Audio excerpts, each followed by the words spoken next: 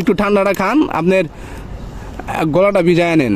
আরে মানুষগুলো যে গরমে আসলে আমরা টিকতে পারতেছি না, দেখেন এই গরমে মানুষগুলো রাস্তায় এভাবে খেয়ে না খেয়ে পড়ে আছে। ভাইজান এই আরো নেন দুইটা। তো ভাই আমাকে চিনতে পারছেন? আপনি এখন যাবেন কই? যাবেন না কোথাও? সাথে কি টাকা আছে? সাথে কোনো টাকা আছে খাওয়ার মতো?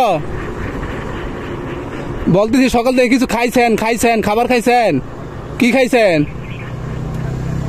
আসলে বিয়াস ওনাকে আমি গাজীপুর দেখছি বেশ কয়েকবার। তো আমি আজকে এখান দিয়ে যাচ্ছি, এটা ঢাকা ঢাকা আরিচা মহাসড়ক। তো এটা জায়গাটা কোথায়? এটা মোটামুটি আরিচার পাশেই। তো আরিচার পাশে ওনাকে আমি এখন আবারও দেখতে পাই। তো দেখে আমি ওনাকে চিনতে পারছি, উনি আমাকে চিনতে পারছে। তো ভাই আপনি খাইছেন কিছু? কিছু খাবেন? আমি এনে দেই। কি খাইবেন কইন? রুটি ঠান্ডা পানি খাইবেন? গরম লাগতেছে? আচ্ছা তো ভাই এই যে নেন, রুটি খান আর এই যে ঠান্ডা জুসটা খান। আর জুস এখানে বড় প্যাকেট নাই তো, যা দিয়ে দেওয়া হয়েছে। এই যে নেন। হ্যালো ভাইজান, তো আপনি তো মনে হয় সকাল থেকে কিছু খান নাই, খাইছেন কিছু? খাইছেন না? তো আপনি এখানে কেমনে আসলেন?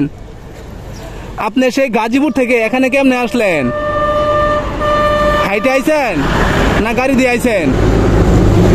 আল্লাহু আকবার। ভিউয়ার্স এখান থেকে গাজীপুর প্রায় 70 থেকে 80 কিলোমিটার দূরে। হ্যাঁ 80 কিলো তো হবেই।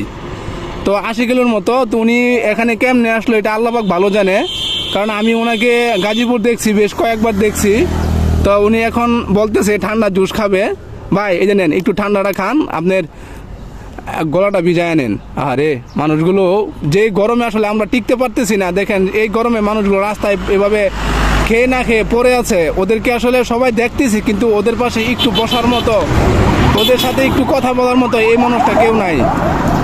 তো আসলে আমাদের সমাজে, আমাদের আশেপাশে অনেক মানুষ আছে, অনেকে আমরা সবকিছু দেখি, কিন্তু আসলে এই সমস্ত মানুষদেরকে একটু ভালোবাসা দিব, ওদের পাশে একটু দাঁড়াবো, আমাদের এই সুযোগটা হয় না।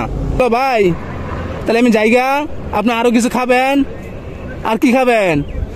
ওইটা খাবেন? আপনি আরো অন্য কিছু খাবেন, আমি এনে দিব আপনাকে। অন্য কি খাবেন আমার কোন? এটা আরো খাইবেন? তো আসলে বিয়াস উনি বলতেছে উনি আরো রুটি খাবে। তো আমি ওনাকে রুটিগুলা দিয়ে যাই, হয়তো উনি পরে খাবে। তো আমি সবার কাছে সবসময় একটা জিনিস অনুরোধ করি, তো প্লিজ আমাদের আশেপাশে এরকম অনেক মানুষ আছে, আমরা ওদের পাশে সামান্য একটু সময় বসি, ওদেরকে একটু ভালোবাসা দেই, ওদেরকে সামান্য কিছু খাবার বিলিয়ে দিই ওদের কাছে।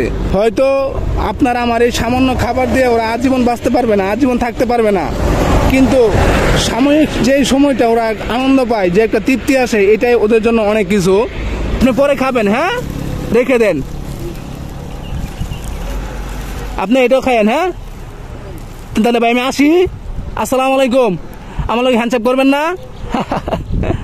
আল্লাহ হাফেজ।